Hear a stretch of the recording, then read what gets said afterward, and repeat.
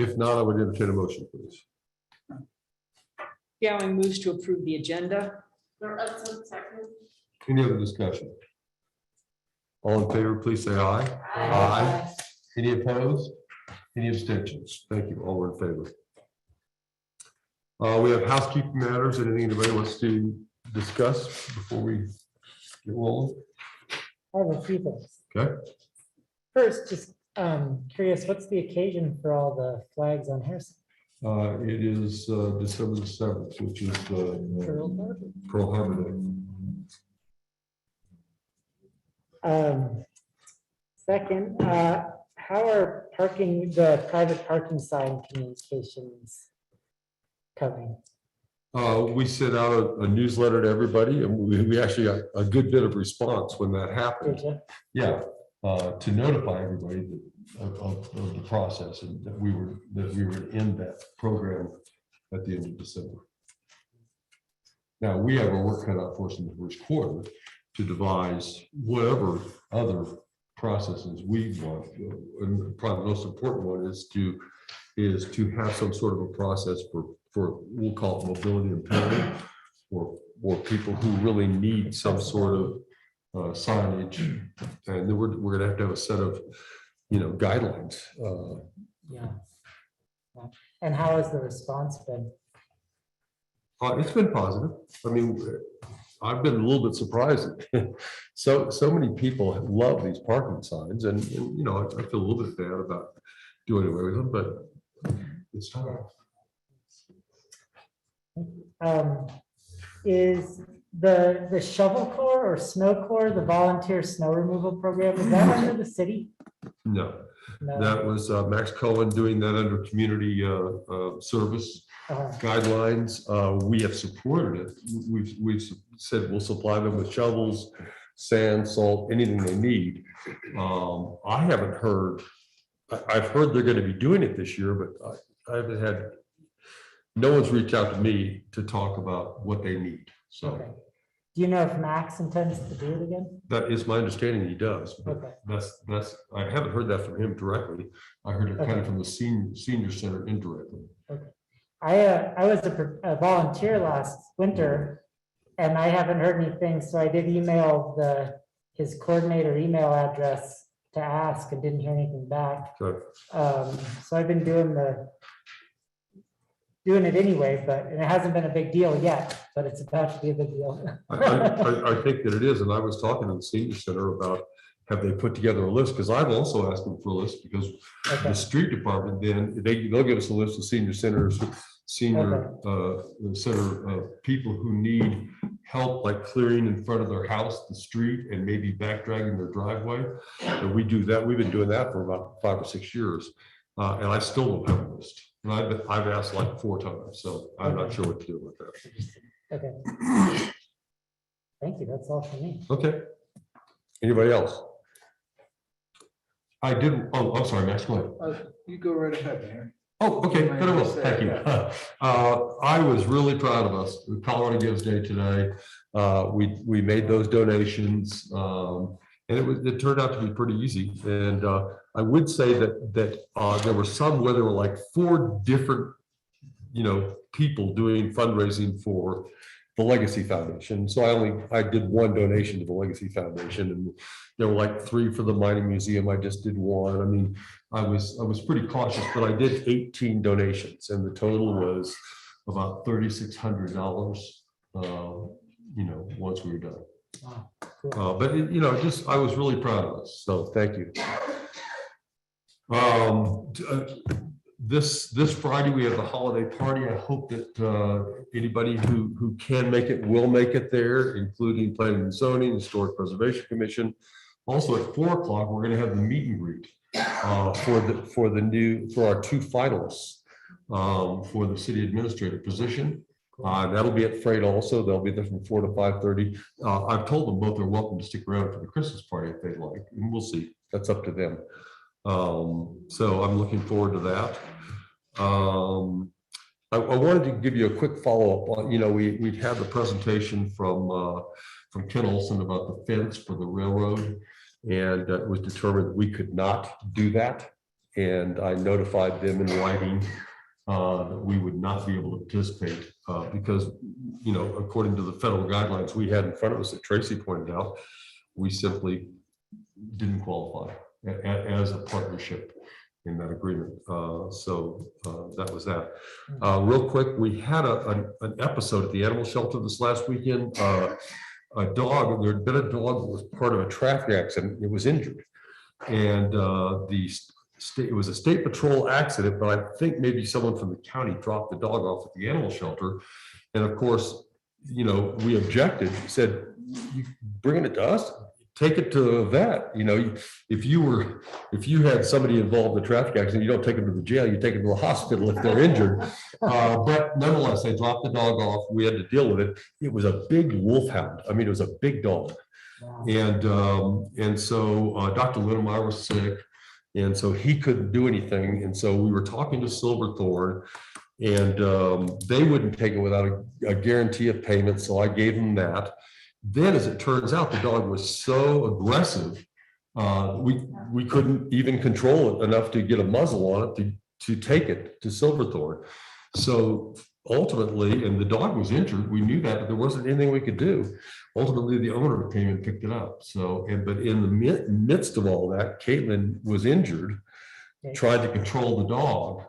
And, you know, I talked to her today. I think she's fine. She's going to go see the doctor, and she thinks it's just soft tissue damage, you know, but just wanted to give you guys an update on that. It was not a good situation. And what I've asked Caitlin to do is put together a letter, and I would like that letter to go to our police department, the sheriff's office, and state patrol, saying, if you have an injured dog in an accident, bringing it to the animal shelter is not the right thing to do. So that's it for me. Max. I just want to express my gratitude to the commissioner and the police department, the street department, and everybody else that helped out with an amazing, successful parade of lights last Friday. I thought it was well done. Okay, well, that was a good one. That was a great evening, wasn't it? Yeah, There was, and the MC, of course. good MC. Yes, yes. So thank you all. I thought it was a good step forward to end the new year with a successful parade, and hopefully those successes will continue on into the new year. And the parade was part of that. The Taste of Leadville Oh, yeah. was really very successful and a great fundraiser for St. George's. And they had their bus there, their food pantry bus, which I hadn't seen. I'd seen the outside of it, I haven't seen the inside. So that was fun, and all the people there that were associated with it were really proud of it, you know. And we had Governor Polis here that same afternoon at Freight, and that was a really nice gathering and some good conversation that went on. Good to know we're on this radar. Yeah, Mhm. that could be good or bad. Yeah. It's good as long as it's full. Okay, any other housekeeping items? Okay, in which case at this time we would like to see if anybody in the public would like to have any comments on items on the agenda. We have Steve. Anybody else that would like to speak? Christy, Steve, go first, then Christy.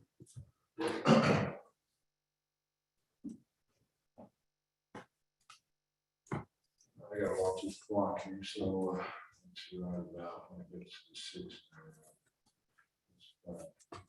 Yeah, we also have someone on Zoom. Oh, thank you. Thanks for letting me know. Okay, Rashi Blythe in her book Irresistible Revolution challenged the structures which utilize economic justice. Another author in another book states in part, when petty nonviolent criminals receive long prison sentences and crimes of much greater consequence committed by political and corporate power holders go unpunished, it's evident that the domestic security agenda is more about securing privilege than securing the rule of law. City of Leadville politics, whose pre-climax or denouement was the highly dysfunctional 2015 comprehensive plan, where it is headed now towards a combination of city and common combination of city and county government into one entity, are moves toward the plutocratic government, that is the rule by wealth. Hence, the city of Leadville has been utilizing economic injustice, as I can personally attest, so as to promote rule of wealth, so as to affect greater economic injustice upon the lower and middle income class community members, so as to further secure privilege. That's all I have to say. Thank you. Thank you, Mr. President. Christie, did you want to speak? Let's start. Thank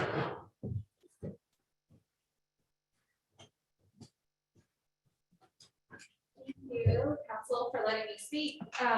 Just wanted to give a couple of updates. It's been a pretty dynamic housing week so far, and there's more on the plate. And I thank you guys for showing up for Monday's meeting. I just am awed by how much you guys are able to get done when you have those joint work sessions. I think that that's a really powerful tool. The Housing Coalition met today, and we talked a little bit with Tim, the county manager, about the rollout of the housing director position, which I know you guys are considering the IGA tonight. We talked about the governing board that is going to give direction from that. And you guys remember from our meeting in July, that'll be one county representative, one city representative, and one Leadville Housing Authority representative. They're meeting next Monday. Leadville Housing Authority is meeting next Monday, and they're planning on appointing their person. So I just want to get it on your radar that as soon as possible, if you can appoint your person to be on that committee, I think that that would be super helpful. And then just have a reminder that on Thursday, we're having that big kickoff meeting with the SHIP Consultants Small Housing Incentive Program from Jaffa to move forward on that Laura parcel. That meeting starts at 10. We're going to meet at Family Dollar and then walk the parcel. And then we'll come back here, and from 11 to 1, we'll work on what you guys want to see as a vision and work through all of that stuff. I will have some snacks for you from 11 to 1. And if you can, please RSVP to the calendar invite I sent to your emails, so I can make sure I bring enough food for you. That's all. And I'm really excited to see that the Muni Revs thing is on your agenda tonight. Thank you, Ms. That's Larson. all I got. Thanks. Who was on Zoom who wanted to speak under public comments? Jamie Steinberg. Jamie, if you'd unmute, go ahead and speak to us. Introduce yourself, give us your address. Thank you, Mr. Mayor. My name is Jamie Seifer. I live at 1300 Harrison. Appreciate a few minutes to address council this evening.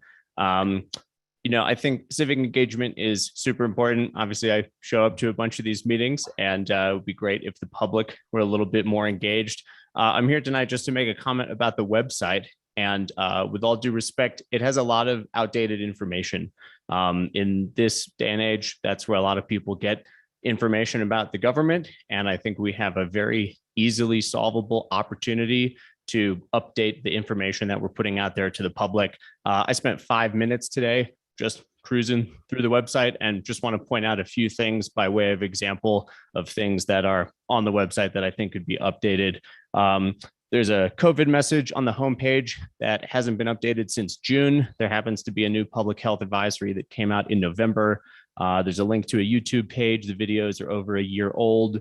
The current city ward map on the website doesn't include the rail yards. There is a section on the website that includes census data from 2010. We have 2020 census data now. And on the city council members page, it lists the priorities for the year 2019.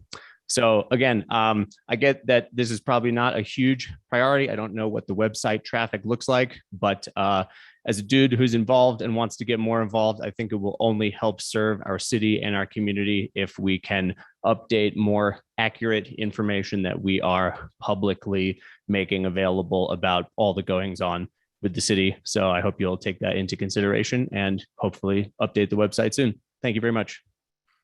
Thank you, Mr. Seifer. Anybody else, either on Zoom or here in person, who would like to speak to city council?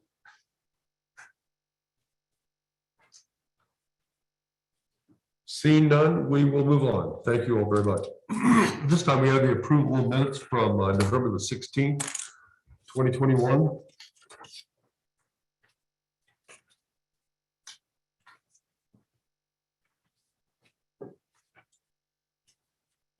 Anything you feel like we need to change in these minutes? Got a couple typos. Yeah, I have one as well. Go ahead. On the second page, first bullet, Mayor Lobby gave an update on Dr. Jeff, and I think it should be his remodel project. Referring back to Dr. Jeff. The other one was on page 3, under the ordinance 10 motion. You go down through there and it says on first reading, future move, I think further. And I think that's all I had on that. That's mine. Max? Can you please strike the word from the third bullet on department reports, so it reads, he's working on microgrants for replacement equipment. All 18 students passed from the fire academy, just say past the fire academy. Don't just say expired. Thank you. Any other changes?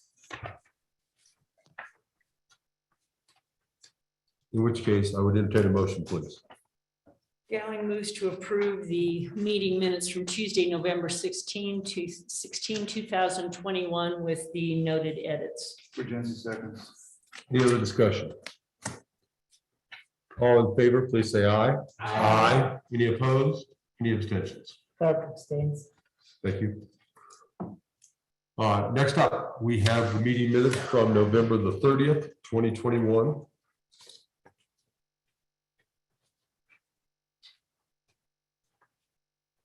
On the bottom of page 1 is how unnecessary in the last public comment under that section.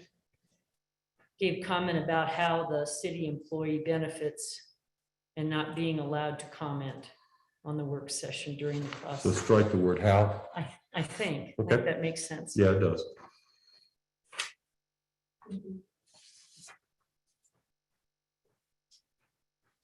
Any other changes?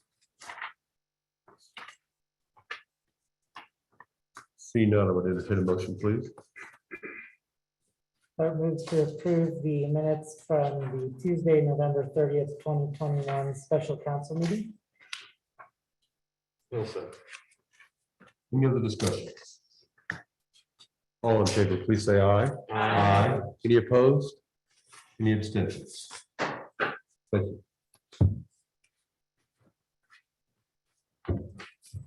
Next up, we have a discussion with the planning commission, planning and zoning. What a turnout for planning and zoning, fantastic. And this has to do with the formula business ideas that have been proposed about how do we go about protecting our downtown. And Christiana has given us kind of a variety of options here, and I'd like for first, maybe I'd like to have Gabby speak to us, and then have Christiana kind of explain to us the options that are available.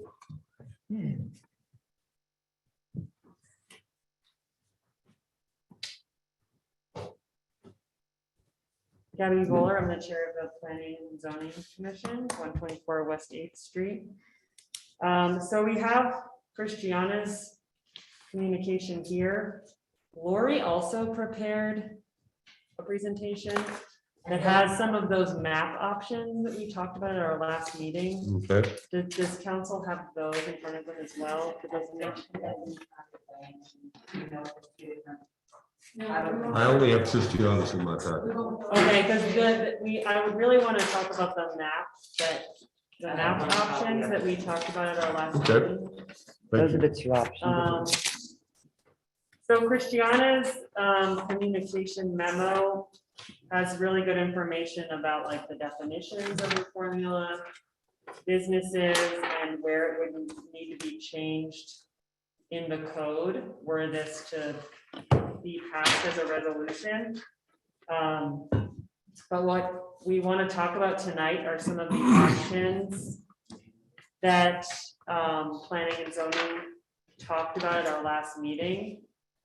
Can we put them on the screen or no?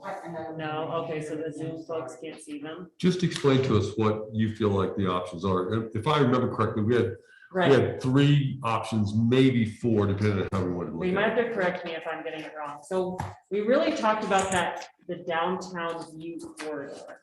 So like if you're up on the hill where, you know, by the Healy House looking downtown, like our prime view corridor of downtown, that we would really hate to see a formula business in that view corridor.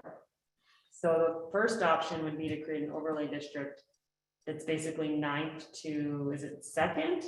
Well, that's what exists now in the moratorium. That's what's in the moratorium. So, yeah, so option 1 would be to lift the moratorium and then in its place, create a overlay district, which does not allow formula businesses in that moratorium area. Actually, in that case, we would not have to have an overlay district. It would simply be change for the table of uses for prohibited in the retail core. But the retail core goes a little further up, doesn't it? No, it's not. Okay, so then there's a couple different process ways to do it. If it's the entire zone district, you don't need an overlay. If you're combining pieces of different zone districts, that's where the overlay tool is helpful, because you're saying in parts of commercial and in parts of retail core, we're creating this overlay where we're combining basically a disallowed use for 2 different parts of that district. If it's just the retail core, that's a table of use, that's a change. That's just a change in the retail core. So that's option 1. Option 2 is this overlay, which basically takes, did we start at Subway? Like We start at 12th Street. so yeah, so 12th Street, so Family Dollar snakes down all the way to It's Spruce Spruce. on the south So it side. turns both corners. That includes an extra little bit of length on the north and south ends of town. So number 2 is what we have in our packet. Number 2 is what we have in our packet. That's Okay. right. Basically from 12th Street all the way to, I'm pretty sure it's Spruce or Yeah, I think County so. Road 6. Yeah.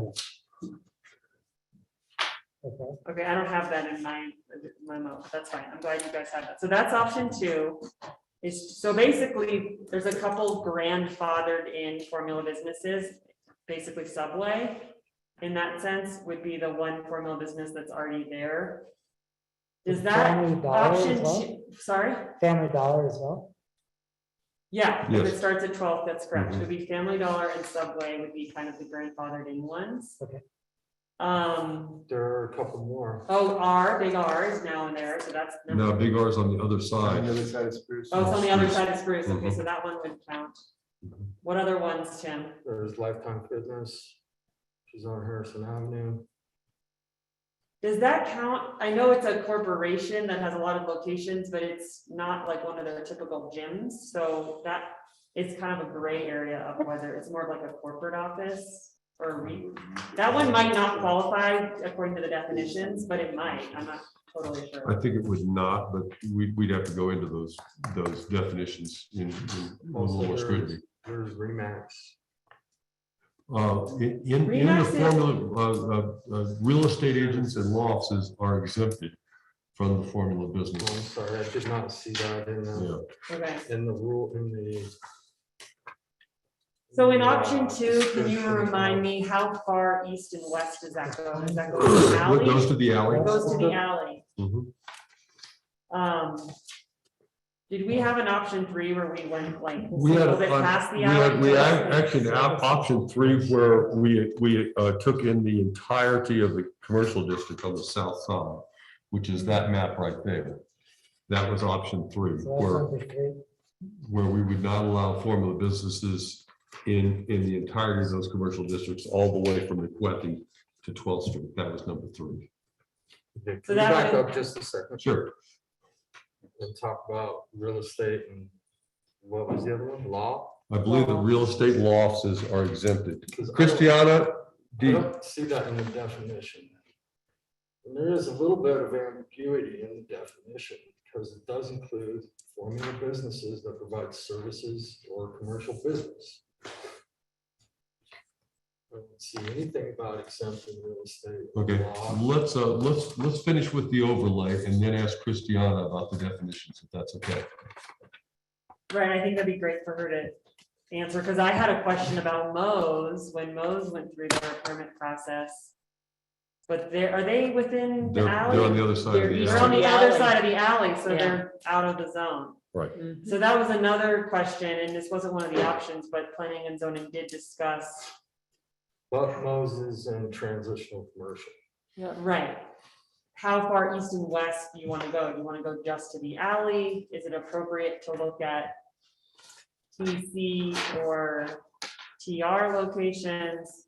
You know, we really didn't go there. We really wanted to focus on Harrison Avenue, but there are some, So if we go with option 3, that it extends that overlay south of Spruce Street, then that is going to include Big R. correct, It would. correct.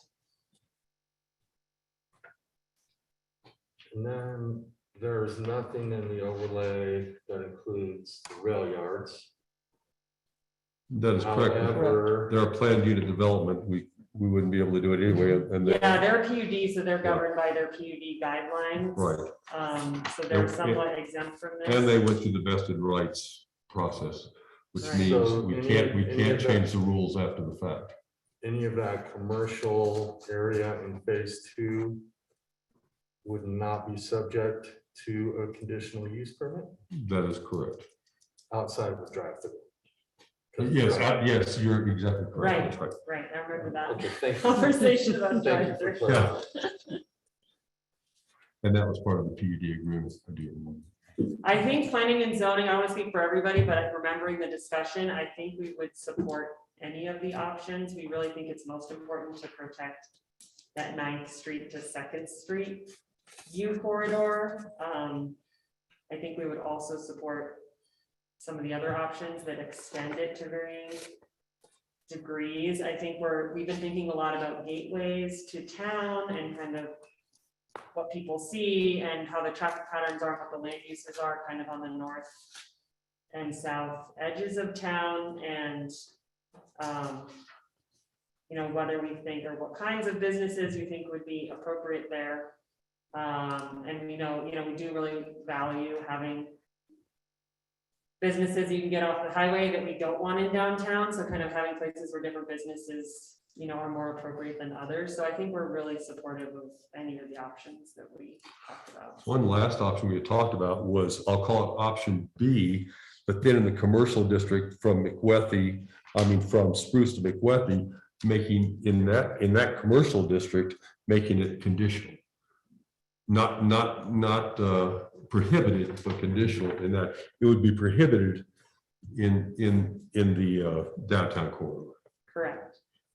And then maybe if we chose to go that way, conditional for the rest of the commercial district there. So we have about 4 options, now maybe 5. Give us an idea of what you guys think in terms of the possible options.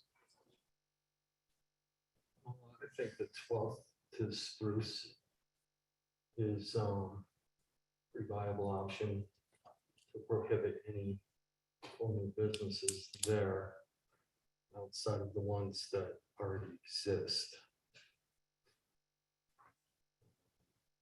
I think we need to talk about how far we want to take it into transitional commercial. Like up 6th Street or what have you. And in particular, I'm talking about Mo's. Mhm. Because it's an existing business. So I think we need to talk through that a little bit. Okay. And then south of Spruce to McClethy. Is the way it's written now, is that subject to conditional use? I think that Christiana has given some options in here, so I think that's a secondary discussion. If we get to that point in terms of how we treat the rest of the commercial district on the south end. It's just, it was just, we bandied it about in planning and zoning, so I'll ask Tracy. Oh, shoot. Sorry.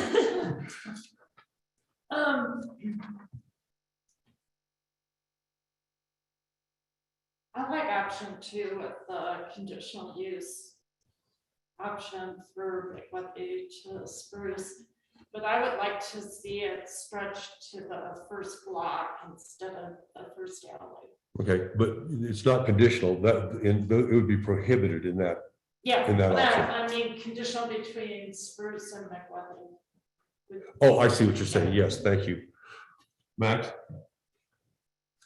I would like, well, first of all, I guess the why is that we want to keep our historic character alive within the downtown corridor, right? So you're taking it from the hill and taking a picture. I want to make sure that we're protecting the visual aesthetics of it, that we're not seeing any golden arches or Starbucks signs or whatever that may be within that. So I think we could all be in agreement with that. I also feel that, so I think inside is fine. I also feel extending it from 12th to Spruce is a pretty prudent area as we grow as a city. That said, I'm thinking about other places such as Steamboat or Breckenridge or places that we don't necessarily identify with right now, but perhaps we're going to be identifying with in about 15 to 20 years as more hotels and stuff grow and we have more people that are interested in staying here. I mean, we have been discovered, and that means that we're going to need more, perhaps places for people to stay and places to eat that maybe is a little bit more turn and burn or have those type of retail opportunities. So I would think from Spruce to McClethy would probably be conditional use as a through there, that they'd have to go through some sort of permitting process for that. And I'm on the fence with Councilmember Lauritsen, just because if you can get people the core, and then you turn up these side streets and I don't know what kind of businesses it may be, right? I don't know what that is up those. So I'm, like I said, I'm on the fence when it comes to that first block, extending it to the first block. Just because, you know, I go past the 6th Street Gym when I go to Moe's to eat. And I think Moe's is a great product, and I don't necessarily know if they actually fall within the Yeah, I'm not sure. they're close, they're on the cusp. They're on the cusp. They do not, because they're past the alley and the moratorium only went No, to in the terms alley. of No, in the just a definition. franchise, yeah. Yes, Meaning the definition. Yeah, In the terms of definition. if they were 2 parcels. Oh, the over. definition The itself? definition of Uh, formula business. Yeah. They're close. We'd have to know more, but yeah, they're close. They're the closest I know of, without, you know, not knowing exactly which way to fall in the line. But if there's more opportunities like that, like a Moe's, that actually I enjoy eating at lunch, and we're gonna say it's prohibited because of that, off in areas that, because the businesses are filled, or the business space is filled on Harrison, and they're looking for those types of opportunities elsewhere to provide a product. That's where that's where Moe's is actually an example of like, wow, that's a formula business. That's the type of formula business I want, because it's small, it's kind of family and homey. I don't know how to say it. Maybe it's conditional up to the first block, after the first, where we have to go through that process itself, similar to what it would be from Spruce to McClethy. And I So an think- example that, sorry to interrupt, but an example that Rod brought up that I thought was really helpful is like he has an empty garage-esque building on his block. And he said, what if that turns into a grease monkey? And it's on West 6th in that first either half block or full block, I can't remember, one of the two. And so that's an example of like a use that the neighbors would be real, is that an appropriate use? It's, I think, in TC. So it would be right in that gray area between the prohibited zone and the allowed zone. But a grease monkey mixed amongst a bunch of residences, but in that close to the retail core, you know, that's an example that I just thought that really made me stop and think. What does the table of uses call for in TC? I mean, would I that think be it would allowed? I mean, I don't have everything in front of me, Okay, but just curious. I think something like that would probably be allowed in TC. So, I remember a couple years ago, we had that painting shop up on East Sixth. And a lot of neighbors were very concerned. That wasn't a formula business, but I'm just thinking about uses. And people were very concerned about the fumes. And so that TC area does get a little tricky. And to that point, maybe it is a C for conditional use, where they have to come up against the council. If it is a formula business, it's not either prohibited or allowed. It's, let's think about it, the character, hear from the neighbors, if it's supported, that kind of stuff, and make it more of an open process. Like I said, I'm on the fence with that. Okay, Can I respond? please. quickly? To your points, I'd just like to point out that Mo's would be grandfathered in as well as Safeway. I mean, they were there first before if we decide to change it. And also, I think that first block, if we do exclude formula businesses, perhaps we'll get more like the coffee shop on East 7th Street my fear is that a large corporation can afford to come in and buy one of our old homes and knock it down and put it in their whatever. I would keep in mind, they Starbucks or- can't knock it down without the permission of the Historic Preservation Yeah, Commission. for 6 months. Well, that's another change we need to make, but yeah, so that's a different conversation. Yeah, you're right, though. And I'm trying to think more like 10 years from now, but Okay. I think it's charming to have the small restaurants and that make people kind of get off the Harrison and move around and see the character of our neighborhoods. And that's why I'm just rooting that we go out on the block. Okay, thank you. Jane? Well, if you look at the map, and as we go forward and grow, we are somewhat limited on the zoning that does allow businesses. And so, for instance, from Spruce to McQuethy, I think the commercial with like a conditional use, because there are going to be businesses as time goes along that do want to come here and they would offer services that our residents may need. But where are they going to go? Because if we have the overlay district here, and then you look at the map and there's really not a lot of choice, because when you get into the TC, you're right next to residents, you're across the street from residents. So I think that the value between Spruce and McQuethy, if we keep it commercial, but maybe with a conditional use permit, that still allows a place for certain kinds of businesses that going forward as a community, our residents may want and need. And then that being said, on the TC, I too think it's valuable to have smaller kind of mom and pop businesses off the avenue. I mean, in the summer, it gets busy on the avenue and people like to get off the avenue. And I do think it lets people see the character of our old Victorian homes. And I think people like to get out and walk around. And I would hope that in doing so, we would have not so much the formula businesses, but smaller family-run businesses, mom and pop type businesses. So I guess I would go with the commercial being perhaps conditional use. The overlay as it's drawn out between 12th and Spruce. So we have our view shed up from Cat Hill. And then for TC, I'm kind of on the fence. Do we do the first block or do we do the alley? I would say this, we could be getting into two different discussions if we're not careful, working on the formula business part of this, but also, I mean, planning and zoning is considering looking at the table of uses We started that. yeah. overall. And so that may be a different conversation about, okay, how do we want to change the table of uses for TC?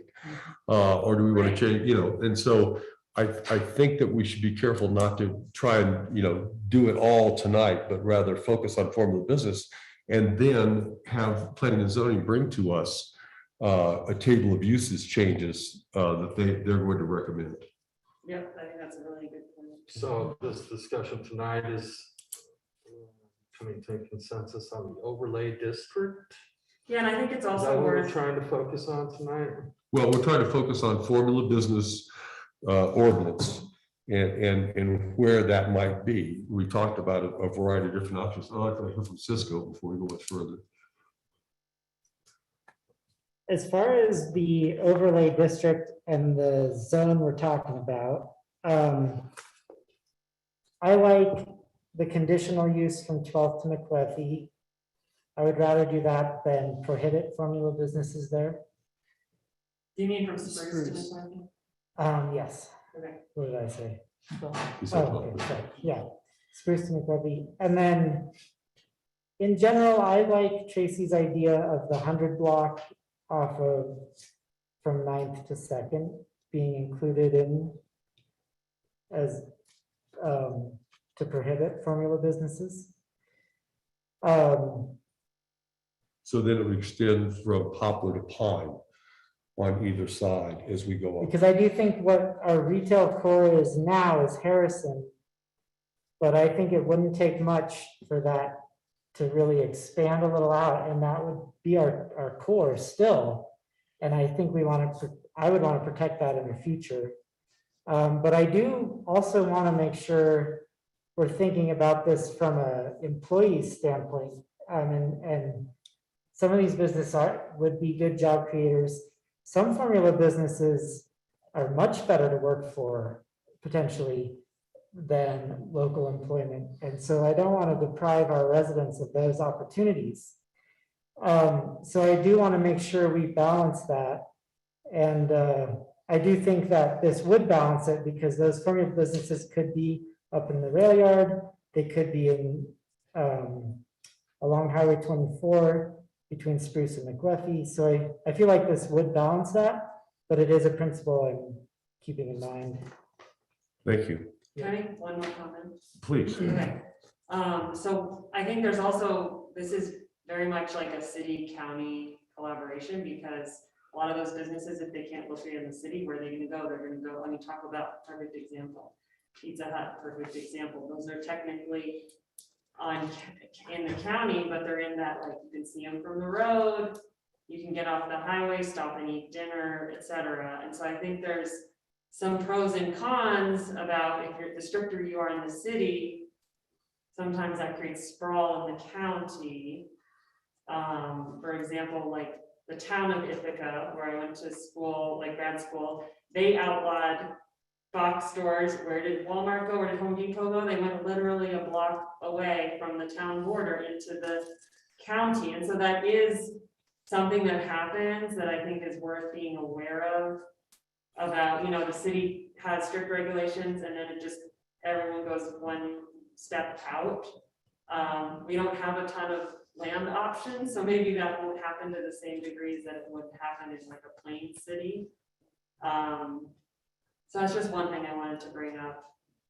And then also, I just noticed the other day when I was driving around that like a prime piece of property, that Dependable Auto Glass property on the corner, they're moving and that's for sale. And if I was McDonald's or if I was, you know, that is a prime highway corner. So I just want to make sure that this ordinance doesn't linger like. I Someone's gonna felt that way for years already. Yeah. Someone's gonna pounce on that and we need to have our regulations in Yeah. place before they put their application Thank you. Great point. I would say to Cisco's point, well, to everybody's point, the reason we started this conversation was to protect our historic downtown. But I also, when we did this overlay map, part of the thought process is, okay, let's protect we'll call it the gateways into that downtown on both ends.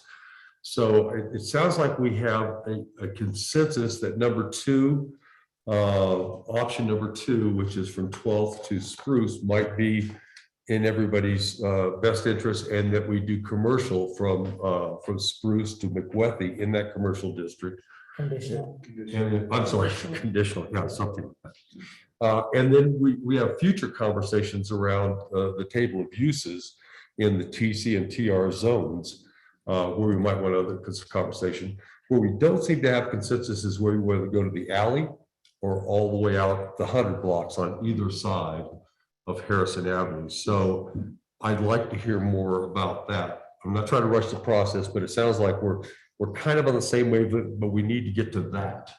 So what is there a consensus around going to the 100 blocks in terms of the overlay and where formula businesses would be prohibited? We'll just start with Tracy. Okay, Jane. So your question is, do we support having formula businesses through the 100 block? Is that Or what- we prohibit them all the way out to basically Poplar and Pine on either side of Harrison Avenue.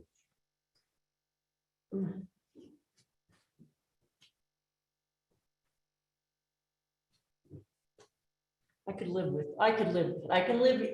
could go either way. It doesn't make me or break me either way. I mean, I can see value on both sides. Gotcha. Cisco? I could go either way too. I think I would prefer to err on the side of protecting more of that downtown, given that we can never foretell what the impacts will be. There will be uncertainty no matter what we choose. I think I would like to err on the side of protecting more of the downtown corridor rather than less. Thank you. Tim? What if we prohibit it to the alley and make it conditional use from the alley to the 100 block? Yeah. That could be some sort of compromise to that component of it. Okay. Thank you. Max? I would second Tim's suggestion. And to Gabby's point, though, you gotta be careful, and the reason why is you squeeze the balloon in one place, it goes somewhere else, right? And that's what we're seeing right now in Leadville and Lake County as a whole right now is everything's I getting have a squeezed question and about it's that. spilling over on us. I certainly can see why that would happen. What would the downside of that be? Lost sales tax revenue for the city? Or are there other downsides? I think the point that she brought up was sprawl and the fact that we're just gonna make it so our gateways are more Commercialized. commercial, where instead of having people able to move around, we're kind of just. Okay, Yeah, well, in our situation, there isn't really a sales tax difference between city and county. In a lot of places there are. If the city has a higher sales tax than just across its borders. Well, but there would be a differential in sales tax to the city versus the county. Yeah, the because- Right, the City city would get more of it, exactly, so who gets that? Right. The other thing is there is a transportation component. I mean, one thing I love about living here and living in downtown is I can do almost everything without getting in my car. And once the rail yards bike path on that side is more complete, I have made a personal goal to get my groceries on the bike more often once that connection is made. And having all our essential businesses within a mile is so incredible. if you live downtown. If you live anywhere in our city limits, though. But if there are restaurants pushing out into the county, that could be more accessible to other county residents. That's true. I think that would be a benefit to them potentially. Yeah. I think we're close to having consensus here. And I would say, to everybody's point, I was only thinking to the alleys, but I could support going to Poplar and Pine. Making it conditional from the alleys to Poplar and the alley to Pine, in my opinion, creates a separate overlay district. It makes it more complicated. It makes it more logistically, complicated. So I. It's think not that we decide can't do whether it, it's worth it's just that that. it's a different overlay. That would be an overlay within a zone that would preempt that table of uses for that zone. So we could do that, and if that's the consensus, we can go down that road. I would rather just go out to Poplar, personally out to Poplar and Pine, and really protect our historic downtown. But that's been the point of this all along. Right, once you have walked past the incentive in terms of foot traffic for a formula business, like pretty much goes to zero. Yeah, I would agree. Okay, I would like to hear, before we go any further. Yeah, I want to ask if there's any other planning and zoning commissioners Okay. that have comments. Oh, thank you. Any other thoughts from planning and zoning before we ask Christiana to kind of review the entirety of this ordinance? I have a few questions before we're done. Well, let's let Christiana talk to us about this ordinance, and then we can try and wrap it up. If we can, we don't have to wrap it up tonight, don't get me wrong, I mean, obviously, I'd like to see it, because I feel like we're still vulnerable, but still.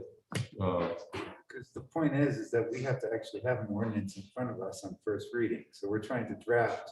Yeah, we're not there, you're right. Mhm. This is just a discussion. Right. Christiana, can you give us some insights into this overall ordinance and what you think? Sure. Can you guys hear me okay? Yes, very well. Okay, good. So, right, as far as what's in your packet and what's presented to you, this is that overlay district that you were talking about. The overlay district, as Gabby said, is because the overlay district encompasses the RC zone and a portion of the commercial zone. And as it's written now, the draft ordinance would, within that overlay district, prohibit formula businesses from whatever the area of that overlay district is, and it encompasses more than one zone district.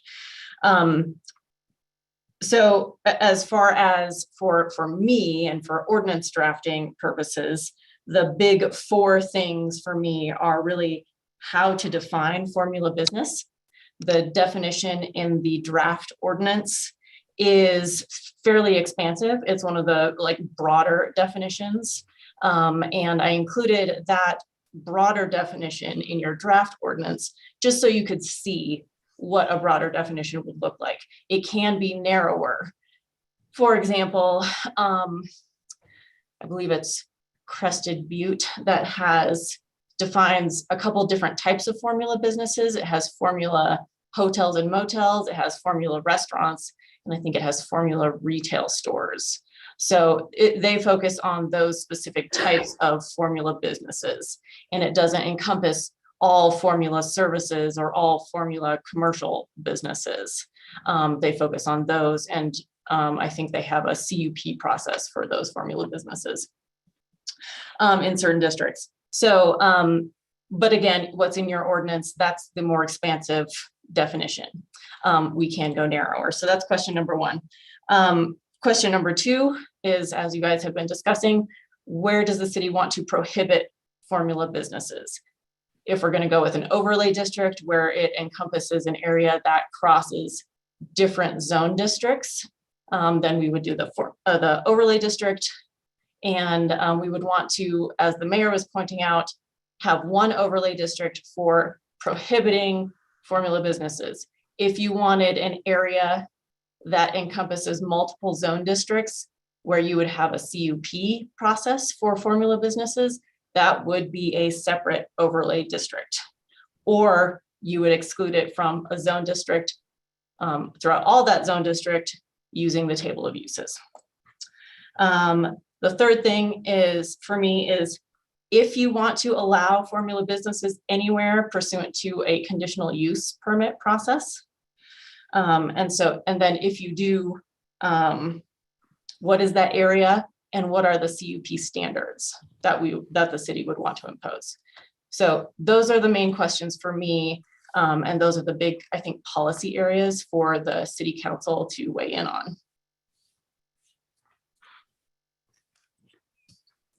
What questions can I answer for you guys? I have a question. I remember in the, if I remember correctly, in the Crested Butte formula business ordinance, they had some exceptions to the formula business. And to Tim's point, I don't see them in here, so he's right. And there were certain things that were exempted from the formula business ordinance. They may have, I have it here. Give me just a second. Crested Butte ordinance. Yeah, they did have a number of exemptions. So if you guys wanted to exempt certain formula businesses, you could also do it that way. You could have a broader definition, but then say these certain businesses are exempt, or you could just narrow your definition. So in Crested Butte's ordinance, it says the following formula businesses are exempt from these formula business requirements: lumber yards, hardware, automotive, gas stations, grocers, banks, ATMs, financial services, healthcare, insurance, real estate, medical marijuana centers, retail marijuana stores. And that's it. That's their list of exemptions. I wouldn't want to exempt any of those. What do you think? Well, gas stations. Gas stations, retail, real estate. And that just made me think of another formula business that, oh no, that's past Spruce. Roots is a formula business. Roots is not past Spruce. Is it not past Spruce? No. But keeping in mind that the things that are there would remain. I mean, we Okay, can't well, I don't see that in this. retroactively. Well, Christiana, what are your thoughts on formula businesses that exist within this overlay district currently? How would this ordinance affect them? It would be grandfathered in. And so this ordinance would apply to them. They would be able to stay. And the other thing to remember is that for at least under the definition proposed in the draft ordinance, to be a formula business, a business not only has to have all those standardized like uniform decor, like facade type of stuff, they also have to have at least, let's see, 7 locations, 7 or more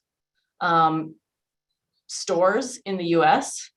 And so there was a question, and I don't know if this was about the Moe's Barbecue that you guys were talking about, but there was a question that came up previously about whether a barbecue place in Leadville would be subject to the formula business moratorium to do like a barbecue cart or something like that. But the information I had was that there were 3 businesses for this company or this restaurant or barbecue place or whatever. And so if they have 3, that's less than 7. And so they wouldn't be subject to the formula business. I think I've seen their list. It's more like 33. It's like 60 locations. Yeah. Okay, yeah. Yeah. So I mean, so again, that was likely a different one, but it would have to have at least 7 locations throughout the US and then have all those standardized features as well. So then I have another question. We have Quincy's, which is approaching formula business status. They currently have 5 locations. What if during the years where this extends over, they end up having more locations, having 7 or more locations, then where does that, how does that work? They already exist within that retail core, so they would be grandfathered in according to what Christiana said. Okay. Yep. They wouldn't be able to have a new location. It's in here. Right. Yeah. Would we need a separate grandfather clause, or is that by law assumed? How does that work?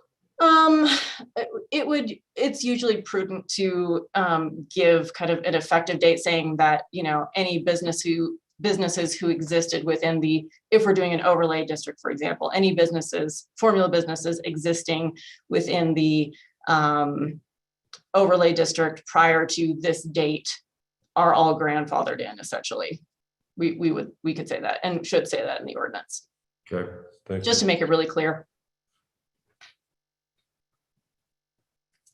Yeah, I would like to see in the definitions some exemptions and it's What a little too exemptions ambiguous for me. what exemptions would you like to see? I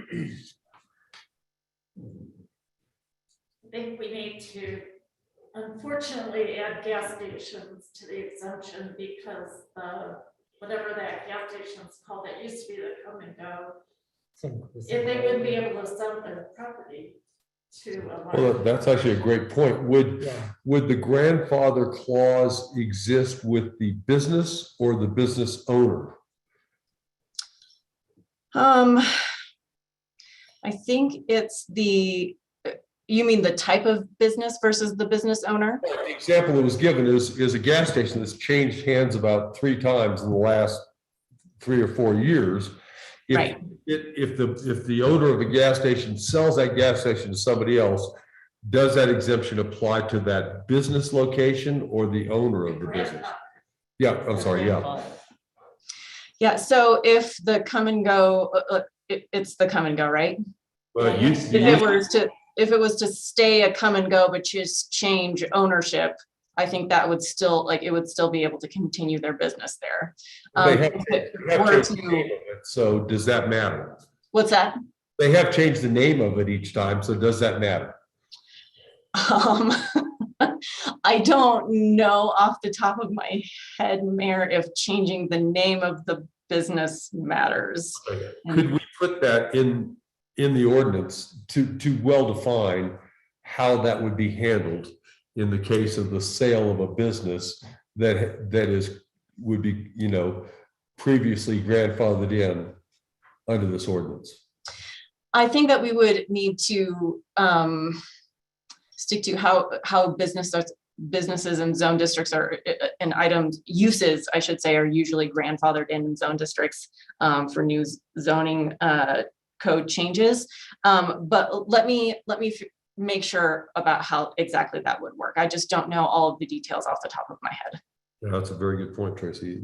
We probably really need to make sure where those details are hammered out, so there's a clear understanding.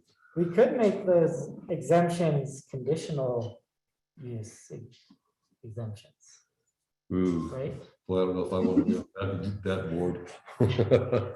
I think one thing we have to remember too, if we make things conditional use, think of all the CUPs we did this fall, everybody. Yeah. I mean, as far as if it becomes kind of onerous for future councils to have a lot of additional conditional use permits. And I'm just throwing that out there just something to think about for future councils and as far as the workload of what that looks like. Even though I do like between Spruce and McWethy, the commercial, but I like the conditional use part and parcel. I would say this, it makes me nervous to make any exceptions to this, and because the businesses that exist there now would be grandfathered in. And I don't know that I want to see another gas station downtown or another real estate agent downtown or some of these things that would fall under these exceptions. I want to hold the line, I guess, is the way I think about it. Just me personally. Well, I guess my question is that, Mayor, is let's say if PB&T Bank decides to say, we don't want to be local bank of trust and it's now a First Bank. I'd prefer First Bank to be in that business and be exempted from a formula business, which it would, I hope, would be, instead of having Larry's savings and loan, right? Where I don't know if I'm going to trust Larry's savings and loan compared to First Bank, which is a bona fide financial institution. So I think there has to be certain formula business types that are exempt from. Yeah, I don't disagree with you on the core of what you're saying, except that I don't want it to be an exemption. I want it to be very clearly outlined in the ordinance that if a business changes hands and another business comes in, that's the same kind of business, that would be, covered under the grandfathering of those particular businesses. So we would- this- Mayor, I do think that's how it works. Sorry, Tracy, I didn't mean to interrupt. Go ahead, Christiana. So I was gonna say, I do think that, this is what I need to confirm, but I do think that's how it works. Like the use itself on that property, the use on that property is what's grandfathered in. And so even if it changes, the gas station changes the name, but it's still a gas station use, that is allowable because it was grandfathered in. And that use has historically been the same on that property. Since, before the zoning regulations change. So I Okay. think that's how it works, but that's what I need to confirm. Would that be okay with you, Max? I guess so. I'm just thinking about the American Bank building, right? What if they want to be a bank again one day? Does that mean that a Formula Bank can't, like a business that's a bank can't be in there? I mean, there's no bank. I think that's probably exactly what it means. Okay. So that building would be excluded from banking unless it was Larry's Savings and Loan. That's my example. That is an interesting No point, offense to Larry. All right, anybody named Lawrence? yeah. Okay, well, if that's it, I guess you have to break a couple eggs to make an omelet. Do we feel like we're giving Christian anything that approximates clear direction on this? Do, What questions does Christiana have? for Christiana, us? what questions do you have from us that would give you clarity? Well, those 4 questions, those essentially 4 questions that I asked, right? How to define formula businesses. So we've got that proposed definition, and I am hearing that you all, or at least I've heard from Tim and the mayor, that gas stations would be an exemption. And so clarity on the definition of a formula business and any exemptions is the first question. So we can maybe start I would there. back up and say, I didn't agree to an exemption or exception for gas stations. What I said is I don't want to see any more gas stations. Yeah. So we would go to the grandfathering of the use of those properties, but I wouldn't want any more gas stations downtown. So I would not want that to be an exception. But Can it Tim be, is welcome to disagree. Mayor, can it Okay, be? well, how about, I'm sorry, go ahead. no, I think I just answered my own question. I guess I'm having a problem with like real estate agencies, right? Like if you have a Century 21 that wants to move into a building that does not have, if it's not Remax and Aspen Leaf Realty is going to still be a viable business, and there's enough real estate that Century 21 wants to have a business downtown. You're saying that they cannot be downtown because it's a formula business. I think that there has to be some actual specific verbiage for each type of business in this ordinance, or else we're gonna just shoot ourselves in the foot. It means that we're gonna have Aspen Leaf Realty. That's the only. No, that's- all 3 of them would fall within this overlay. Okay, well, that, All 3, as far as I know, all 3 real estate agencies would fall within this overlay. but I think Remax is the only formula business out of the 3, correct? Well, that's a good point. So- Centennial and Independence are So not. you're saying that Gotcha. Remax is the only formula real estate business they can ever be in, because everything else is prohibited in the Mhm. downtown core, which Yep. I think is weird. I think mean, we have to that- draw, I think we have to draw the line to protect our historic downtown. That's the way. That's the core of everything we're discussing here is how, we've kind of expanded that conversation. I get it. But how do we protect our historic downtown from formula businesses moving in and buying up that property and taking over our historic downtown? I guess that's the crux of what I want to consider. Yes, one more question I would have is, let's take the example of Remax again. They don't own that space, they lease it. What if they decided to move somewhere else in the overlay? Would that affect their ability to move their location? So like, I think it would. With the business. Let's, Christiana? Go I ahead. think it would affect it because it would be tied to the property and the use on that property. The grandfathering would anyway. So if they wanted to either expand their use, they couldn't expand their use. And I think that they couldn't move from one location to another within the overlay district. If formula businesses are prohibited, they would have to stay in that location. Interesting. Mayor, may I ask, or may I make a suggestion? Please. Can we perhaps put this to some sort of work session in the future? I mean, I think we have plenty on our regular meeting. I mean, we have, I think, 3-4 resolutions to get through, 3 ordinances to get through. And I don't know if we're gonna be able to iron out all these definitions tonight. I think that's a great idea. The question would be when, you know, do we want to try and schedule it for next Tuesday? We don't have anything scheduled for next Tuesday. It's up, I mean, it's up to city council whether or not we want to tackle this in a work session. And if so, what makes sense in terms of the time frame and when we want to get this accomplished? I mean, I can say that I have next Tuesday open. I don't know what everybody else thinks. And so that's a great idea. So the next thing I would ask is, based on what Christiana has heard tonight, can she work this ordinance and have something ready for next Tuesday? She's saying no, not a chance. Okay, well, then we'll work with what we have. We have, you know, I don't know, we've reached a lot of conclusions, but we certainly had great conversations around this. So can we schedule a work session for next Tuesday at 6 o'clock? And for the sole purpose of talking about formula business ordinance and working through what we have here, and then trying to give Christiana clear direction going into the future. Thank you for that, Max. I think that is a great idea. Tim, you okay with that? I'm just looking at the planner. Mhm.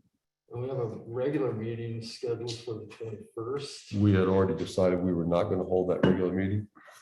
We're only having one city council meeting in December, and that is tonight. Okay, I didn't know that. It's still on the planner.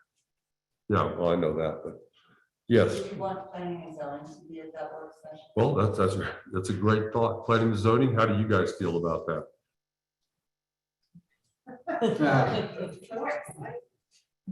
I'm unavailable next Tuesday, but that's just myself. This was gonna be our last meeting for the month.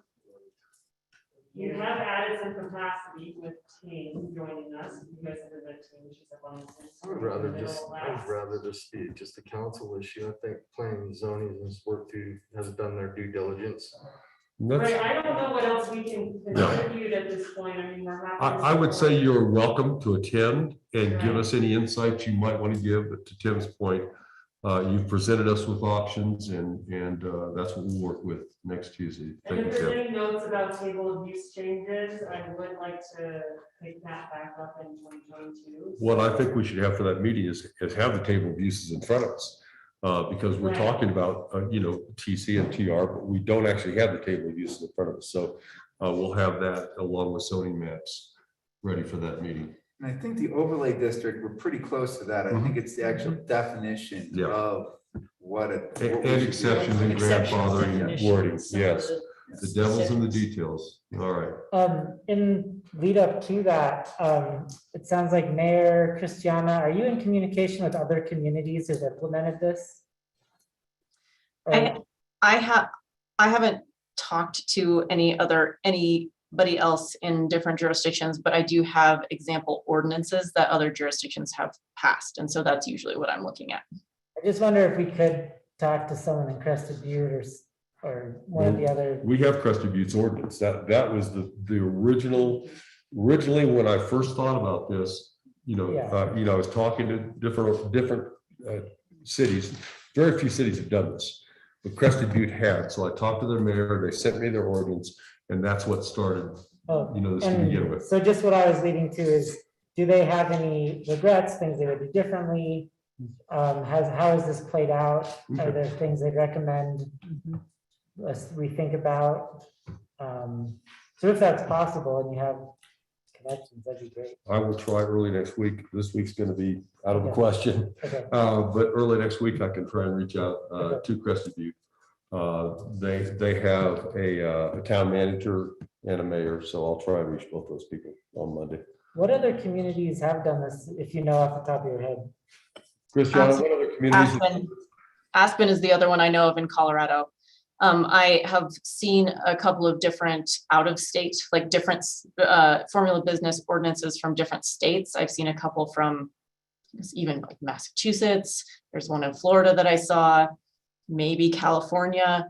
But Aspen and Crested Butte are the two that I know of in Colorado. Okay. Carbondale? They must have, it seems like. Anyway. I think you'd be surprised how many cities or towns have not tackled this issue. And I felt pretty strongly for about 3 years that we really need to be Okay, doing this. okay, thank you. Thank you all. And thanks to planning and zoning for the hard work. Mr. President, yes, sir. I have 3 comments related to this.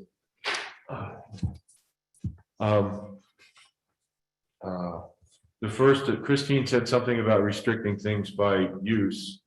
I think intensity of use should also be considered for traffic safety with this dependable auto location, as well as the next business north of that, which is the motel. Those are low intensity as far as getting out into the highway.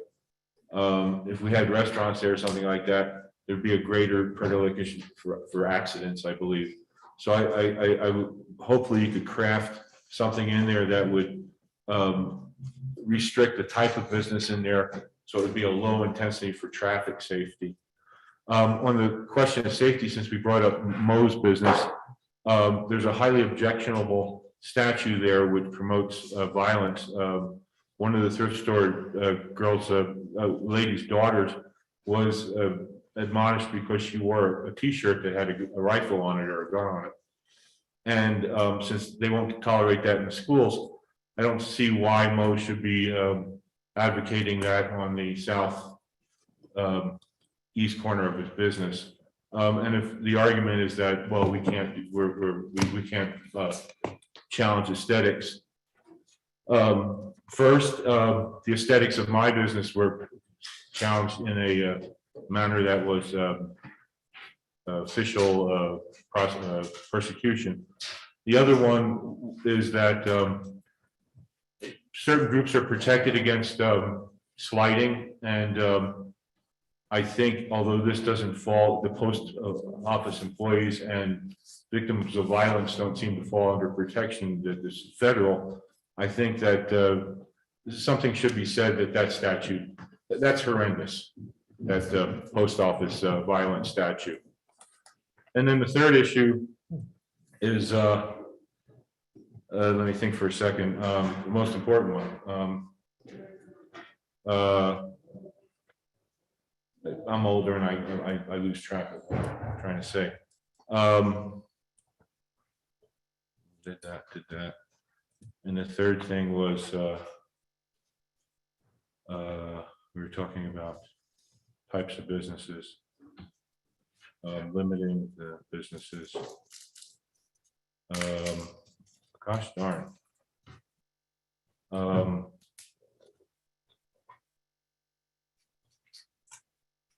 Well, I should be writing these things down if I can't remember them. As you think of it, at the end of city council, you'll have an opportunity to All right. recount. Thank you. Thank you. Okay, next up, we have resolution 4 series 2021, an adoption of the 2022 budget. Donna? On November 30th meeting, there's only one significant change that I made, and that was taking out the PTO payout that we had budgeted in 2000 in City Hall. And we had actually 10,000 in the fire department, which 30% of that is 2,000. So I took that out, and then I offset it by reducing the revenue of the capital assets sale. Because we actually got too many police cars right now, so we're going to try to get rid of some of those, but reduce that revenue to try to offset that. And then the only other change I made was, Tracy brought to the attention that the STR revenue was in class Zoom can't 3 hear that. line item, and it should be in class 2. Those were the only two changes that were made since the last meeting. Okay. The Cisco point out with Zoom, participants could not hear that. Could anybody hear that, or was that available to you? It's kind of hard to hear.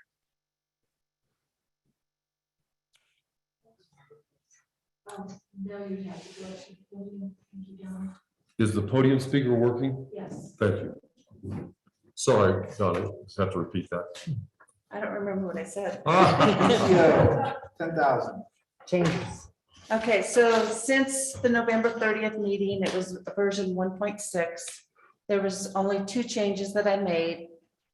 The one significant one was taking out PTO payout. There was $2,000 allocated for City Hall. There was 10,000 allocated for the fire department. So 2,000 out of City Hall, 30% of the fire department, because that's our share of that, comes to $5,000. I offset it by taking out $5,000 in the capital asset sales, because we're gonna try to get rid of some police vehicles, I do believe, because right now we have too many of them. And then the only other little change was the fact that I had allocated revenue into the STR class 3 line item, and I moved that to class 2, because that was where it should be. So that should be it. any questions for Donna? Okay, thank you very much.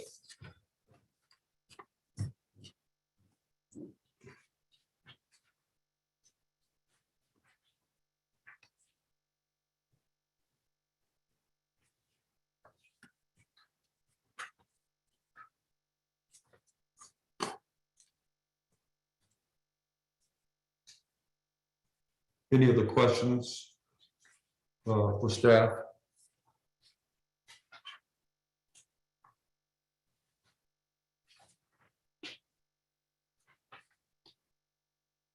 Mayor, how much is in our, may I ask a question? You certainly may. How much is in our, the name of the fund, the squishy fund, where The bottom line is, I think it's contingency fund? $38,000. That's under the city hall budget, it's 6905. And so there's a list in there, the total 181,000. And then there's a list of expenditures against that 181,000. All right. Let me finish up with this question first. You seen that? It's on page 7, and it's 146,6905.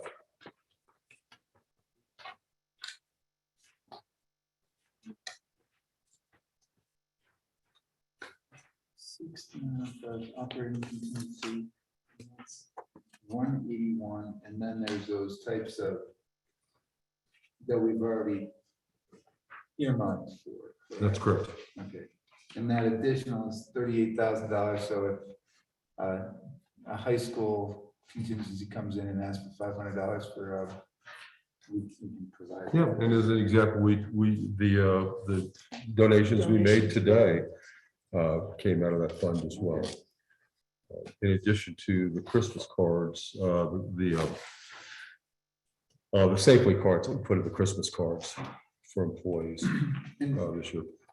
And one last question, Mayor, is when it comes to the paving fund, what line, I'm having a tough time finding that. paving Well, the fund. street department has it as a street maintenance fund, and each year we put $200,000 in there. But then Donna moves to a deferred fund Okay, what hasn't been spent for the previous years. And I never did hear, I think that's what we're about 312,000 in deferred plus 200,000 in the fund, in the budget this year. Is that correct, Donna? Yes. Okay, So once we approve this budget, we will have $500,000 in street Funds. maintenance funds. That is correct.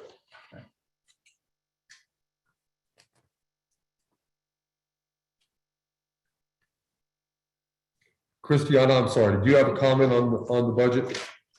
I do, Mayor, and it's about the process under the local government budget law. The adoption of a budget is actually supposed to be a public hearing process that allows for public comment on the budget. So if you can just open a public hearing, incorporate the staff presentation and city council discussions about the budget that just happened, that would be Love to great. do that. At this time, we will open this to public comment. And I will ask if there's anybody in the public who would like to speak on this budget. Mr. Prestash, you're first up.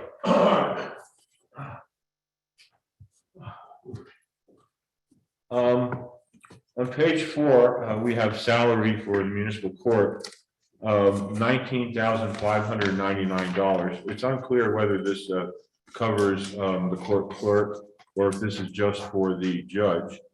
Assuming that this is just for the judge, that gives her a salary of $1,633 for working one day. And that's not a full 8 hours.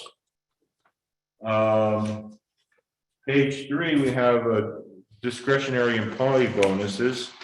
And these bonuses were at one point allowed for $20,000 per year. $14,000 was used in 2020, nothing in 2021. And in 2022, we're allowing $14,000.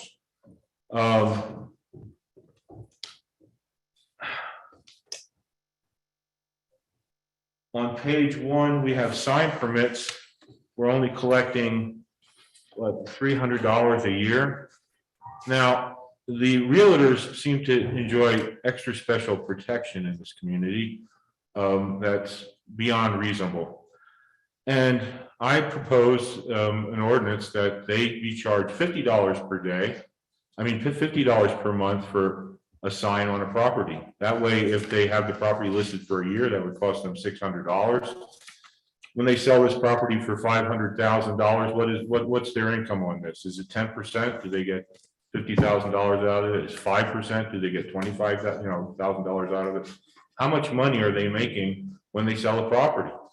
I think that the sign permit should be a lot higher for them, and that would increase this budget item here. And I don't see why that can't be done like that. Now, on the other side of this, from my perspective, possibly to keep the employee base low and to merge county and city together, which I find aberrant. Why can't we allow the animal shelter people to get 40-hour days? There's 2 employees there, as well as the janitors. I think there's 2 of them in the city, for them to be 40-hour employees, so they get full-time employment. They have the status of that, and they also get health benefits. I think it is horrible that we pay this judge $1,633 for less than 8 hours a month, and these key employees here are being parasited upon by government so we can make more money for the realtors. Okay, thank you kindly. Thank you, Mr. Preston. Is there anybody else either here with us or on Zoom who would like to speak to the budget?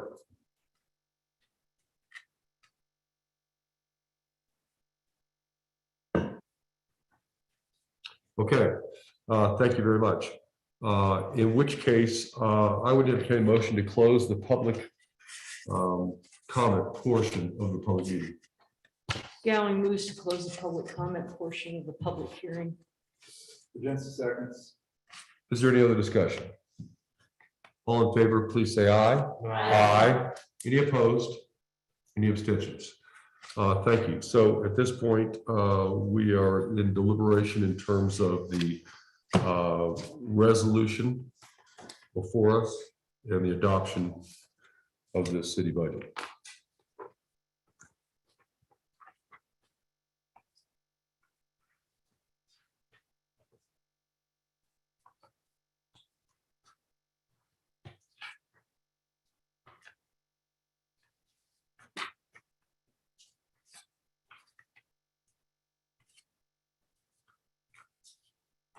I would entertain a motion, please. Bill moves to adopt resolution number 34, series 2021, resolution appropriating sums of money to the various funds and spending agencies in the amounts for the purposes as set forth below for the city of Leadville, Lake County, Colorado, for the fiscal year beginning the first day of January 2022 and ending the last day of December 2022. 5 seconds. Is there any other discussion? I would say as a point of discussion, I'll call for roll call in a second. Some of the points that you brought up, Mr. Presesh, I'll be glad to talk to you after city council about. There are some legal issues with those, but that you may not be aware of, but I'll be glad to discuss them. Any other discussion? Mayor. No, that comment section is closed. I'm sorry. Roll call, please. Mayor Lobby, Yes. Councilmember Gao, Yes. Councilmember Fortensi, Yes. Councilmember Thor, Yes.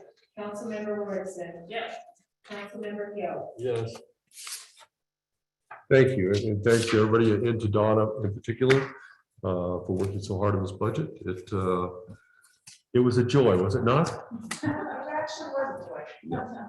It has gotten much smoother as time has gone along, and I appreciate your attention to detail. Thank you.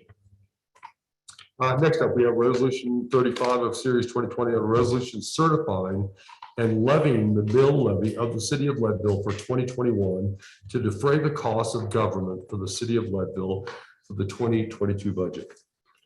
And as a point of information, it's not something that we have any control over. We received this mill levy from the assessor, and these are calculations based on their assessments. Man, Yes, sir. I have a question. It's always been a question of mine for as long as I've known what a mill, seen mill levy. What is a mill? It is a complicated calculation of the available money versus the need against that money. And that's how they determine mills. And that's about the best I can do because I've never been deeply involved in this from the assessor or county standpoint. But the mills are supposed to be reflective of not just what money's available, but what the budget would reflect the need for that money is.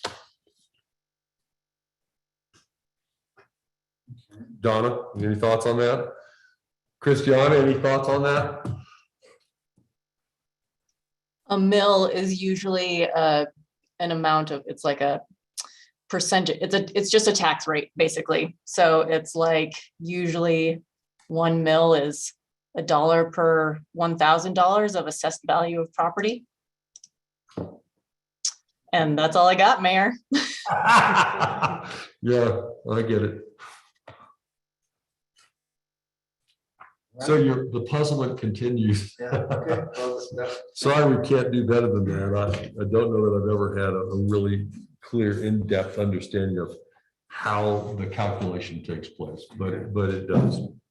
Somehow we get 0.145 mils to. Well, that's the refund, and that's something, actually, it was brought to our attention just a couple of years ago, that we have the right to reclaim assessed values that have been challenged and granted by the county. Then we get to claim those back in the following year, which we didn't know until probably about 3 years ago. Anyway, that's what that is. Couple mils. Give us a little mill. So 1 mil is $1 per $1,000 of value. That's what it is. That's the official Yeah. Google Oracle's answer. So That's a Latin answer. 0.145 Is would be 14.5 cents per 1,000. And what was it, about $6,000 this year that we reclaimed? 14.5 cents per $1,000. Of value.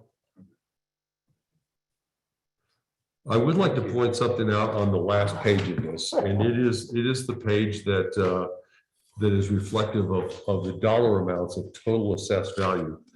And for the second year in a row, we have a tax increment number in there. We have spoken to and maybe even challenged the county treasurer to resolve the issue of why we're not getting paid any tax increment for the last 2 years. So the answer has been that they're working on it, that they have, the person who was supposed to be helping them do that gave them the wrong instructions, and then that person left and the new person was on vacation. So, I mean, quite frankly, at this point, I'm not sure what to tell you. The treasurer is an elected official. I don't have any authority over him. I could say I'm not entirely satisfied with those answers, but really at this point, all we can do is continue, pursuing that office to get this straight.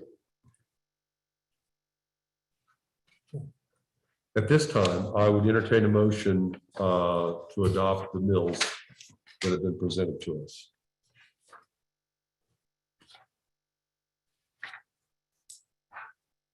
Barb moves to approve resolution number 35, series of 2021, a resolution certifying and levying the mill levy of the city of Leadville for the 2021 to defray the costs of government for the city of Leadville for the 2022 budget year.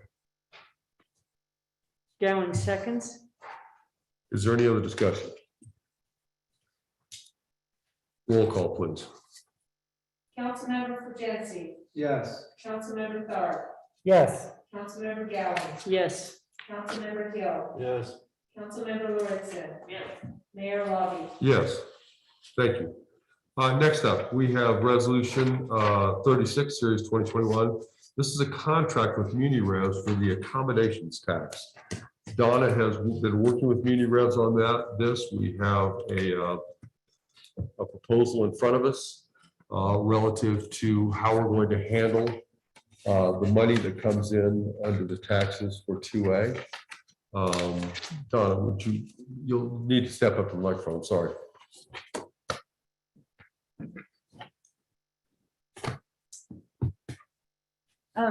Basically, I think it's quite simple.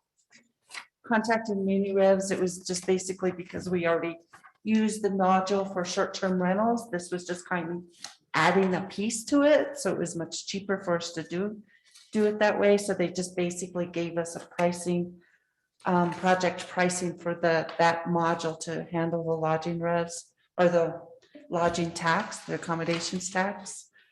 So basically, yeah, it's a $4,200 a year, a $2,200 in implementation fee. But they will handle all of the lodging, make sure that everybody's compliant, they'll kind of track that. There will still be obviously some staff involvement, but I think having them on board to kind of keep track of everybody is a huge asset. And they're on board to track all the lodging, not just the short-term rentals in terms of the Yes. accommodations tax. Yes.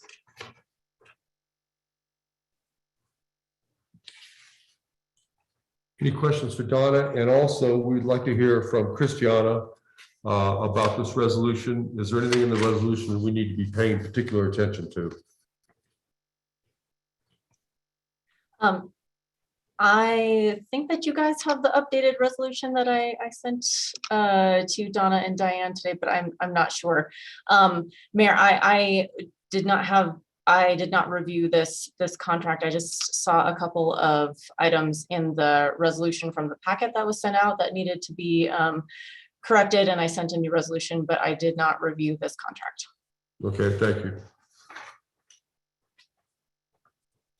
Donna, any thoughts on the contract itself? What, if any, complexities do you foresee? What I looked over, it was pretty simple. I don't see any real complexities. I think everything that we want them to do is outlined in here. They already have our short-term rental database, so that makes a huge difference in terms of the Yes, yeah. implementation. Do they gather the information from like the different hotels and you or staff won't have to do that part and parcel? Right, yeah. Because that would be a huge time crunch, I would think. Yeah, that was our thought too. We didn't feel like we had the bandwidth or the capacity to deal with this to the entirety, because now we're talking about, well, 144 short-term rentals, plus about 6 or 7 lodging establishments. It's not huge inside the city limits, but it does exist, and so we have to deal with those as well. Thank you. Does 2A apply to owner, the kind of category 1 owner occupied vacation rental? Yeah. Yes, because they pay taxation just like everybody else. That's a very good question, though. And so would this be compatible with them? Because those folks aren't really tracked anywhere, right? They just, No, they're permitted just like everybody else. It's just that they don't count it as a cap. That's the only difference. okay, for so you them. still need a permit, but you don't, it's not part of the cap. Right. So as you apply for a permit, you would go into that database for that, and then you would pay taxes through Yes. this muni rev system. Okay. And they're going to remit taxes on a quarterly basis. Okay.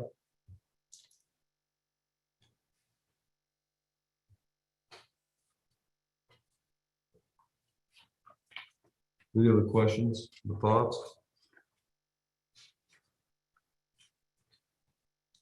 Then I would entertain a motion, please. Gowing moves to adopt resolution number 36, series 2021, a resolution approving a project pricing service agreement with GovOS. Urgency seconds. Is there any other discussion?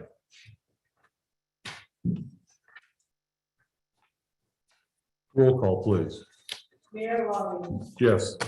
Councilmember Livingston. Yep. Councilmember Hill, Yes. Councilmember Gowing, Yes. Councilmember Fagency, Yes. Councilmember Carr. Yes. Thank you. Next up, we have resolution number 37, series of 2020, a resolution approving an intergovernmental agreement by and between the city of Leadville and the county of Lake for housing director services.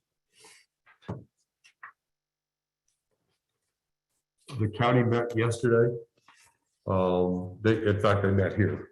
And we were part of that meeting, but they have approved that IGA. Christiana as city attorney and Chris Floyd as county attorney finalized this agreement just a few days ago. Christiana, anything you would like to say about this IGA? I can just give kind of a brief overview if you'd like me to. The IGA is really kind of set up as a services agreement between the city and the county, where the county is hiring an employee, the housing director, and that housing director provides services to the city. And so you'll see that the IGA kind of sets out the term of the contract, how much the city would be paying the county. And then at the end of the IGA, there is a scope of work which outlines the services or the duties that the housing director would perform for the city. The maximum amount that the city would pay to the county for these services and for the housing director to work with the city is $70,000, but that's a not to exceed amount. So it could be up to that, or it could be lower than that, depending on what the ultimate salary or compensation for the housing director is. The IGA is also set up to have an initial term of 1 year beginning in January, and it automatically renews for successive 1-year terms. And in order to stop the renewal of that, one party or the other would have to give notice of non-renewal or notice of termination to the other party. And I'm happy to ask questions if anybody has them, or answer questions, not ask them. Thank you. Does this IGA have anything in it regarding the panel of people who Christy Galarza mentioned earlier as sort of an informing or guiding body? Does it have anything about it? And if it doesn't, do we need that in there, or is that some other kind of agreement? So I think the initial vision was to have, I believe what the mayor was calling something like a steering committee that would have people from the certain stakeholders, people from the county, people from the city, and perhaps others to provide some kind of overall direction to the housing director. For legal reasons, I chatted with the mayor and proposed a different type of committee. And what's in the IGA is that the city can, if it wants to, form a committee that essentially assesses the city's, housing needs and how the housing director is and can meet those needs, and then provide feedback to the housing director at the quarterly meetings that are set out in the IGA. So it's more of it's more divided up at the moment.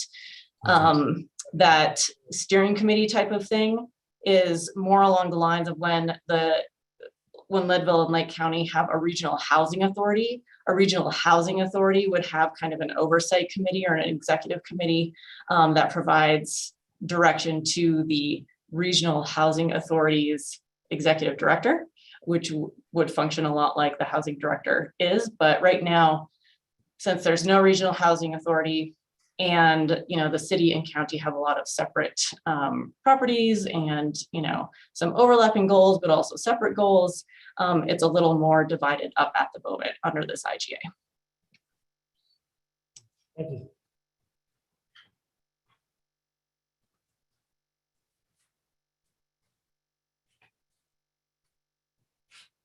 To Christiana's earlier point, in this, she defined a maximum amount that would be responsible in the first year. And it could be less than that. And may very well be less than that. And of course, then internally, we have, of that 70,000, 35 will come, is in our budget. And then 35 is in the budget for the 2A expenditures. And those are separate budgetary items. I like that on page 3, it says, if we collect sufficient revenue. It does say I that. like that. If we don't, then it's a 50-50 split. Okay. So then the maximum is 52,500. Mhm. And even when you get to the payment to the county amount, it defines that more closely in number 2 under payments to county. Mhm. That we would only pay 5250, a maximum of 5250 in the first year, unless there's sufficient funds in 2A to pay the difference, which would be an additional 17,500. So I said 52,500.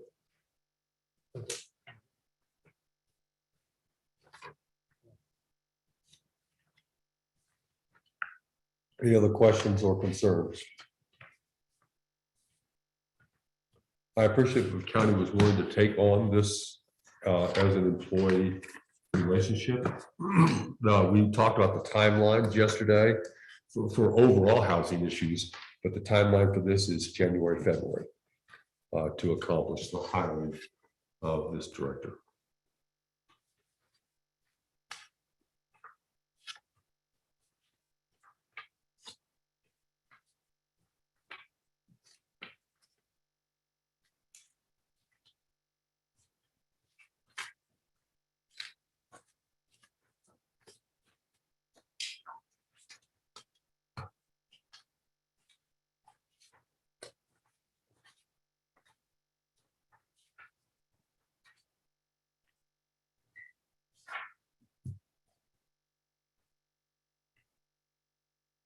Seems like it's been a long time coming. It's a big step. in terms of trying to resolve some of the low income and affordable housing issues, we need a pro. Yeah. I would entertain a motion, please. So moves to adopt resolution number 37, series 2021, a resolution approving an intergovernmental agreement by and between the city of Leadville and the county of Lake for housing director services. Gowing seconds. Any other discussion? Roll call, please. Mayor Robbie, Yes. Councilmember Young, Yes. Councilmember Larissa. Yeah. Councilmember Galloway, Yes. Councilmember Brajensi. Yes. Councilmember Tharp, Yes, I think this is a real big step. To have somebody committed yeah. to our housing issues is critical to get anything done. I would say this Chaffey County's really made a lot of progress in the last year, but they hired a housing director, Becky Gray, who is a professional, and she has made a difference. And so I'm hoping that we can get that same expertise in here. So I agree, Tim, big step. Okay, we have two ordinances that are going to be public hearings, so we're going to take about a 5-minute break. We'll say 7 minutes. We'll be back here at 8 o'clock, and then we'll deal with ordinance number 10 and ordinance number 11. Go try that bathroom upstairs, the other water. See if you can wash your hands. Yeah. Excited about that. It's been a while. Did you get something fixed? Yeah. They removed the screen. Got a fresh breath?